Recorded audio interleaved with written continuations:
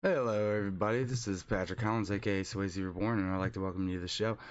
We are gonna start off real quick with a continuing story from the other day, um, with the opioid crisis. Philadelphia pushes back against national opioid settlement, saying this is a sellout. Philadelphia is pushing back against the 26 billion national opioid settlement with three major drug distributors and Johnson and Johnson.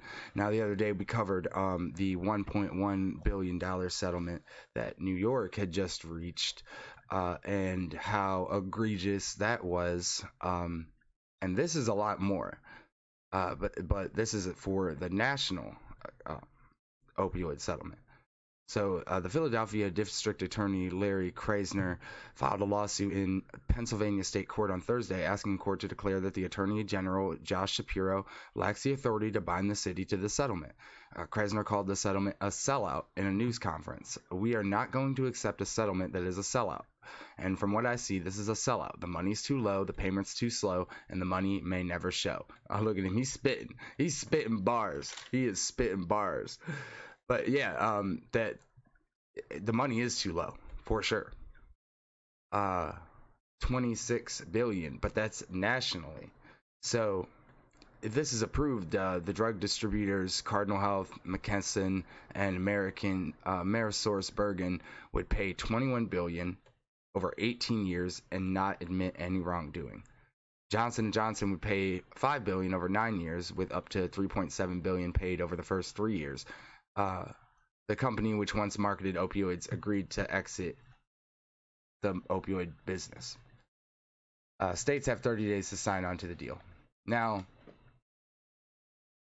if I was a governor, I would never sign on to this. A senator, congressman, whoever's signing on to this, I would never sign on to this bill. Um, for the main purpose being that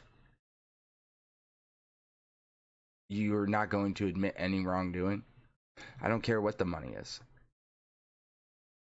You have to admit that you're part of the problem and then work against it. See, as Johnson and Johnson did in a way by exiting the business. But you cannot, no matter how much money you pay, if you continue to have the same tactics and push the same poison, then it all amounts to nothing. Shapiro's office said Wednesday that Pennsylvania would get $1 billion from the settlement. Settlement would likely provide the city of Philadelphia between 5 million to 8 million per year over 18 years. He further said that there's no guarantee that the city would receive payments, if at all. That's what Krasner said. So 5 million to 8 million per year. That's just a drop in the bucket compared to the money that it costs. As we learned the other day, 179 billion per year it costs for the opioid epidemic. That is not and that's, you can't even put a value on human lives. But if you could put a dollar amount on the lives lost and affected, it would be 179 billion a year nationally.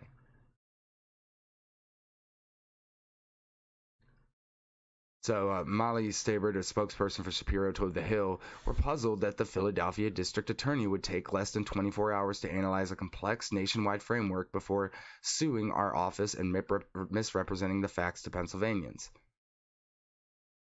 The proposed settlement has not even been agreed to. That will take 150 days.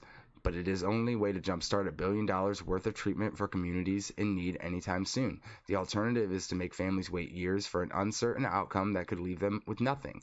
These other lawsuits have no trial date, nor a guarantee that any success in those cases would expand treatment, unlike this proposed settlement. This settlement is a way for them to backdoor any wrongdoing. That's the issue, and it still gives them the power. You're not taking anything away from the drug companies. You're not taking anything away from the people that have been killing our citizens for years. You're not taking anything away from them. So when you really look at it, this is nothing. It's a slap on the wrist, and they're saying you pay a tiny bit of money, a fraction of the money that you're making per year that you're projected to make through the continuing years, and you can make all that money. And we're not going to stop you. We're not going to stop you from killing people, hurting people. And you can continue it's business as usual. And this is a token gesture at best. And I do not support this. And I'm glad that Krasner is standing up and saying something. And I hope that other states follow.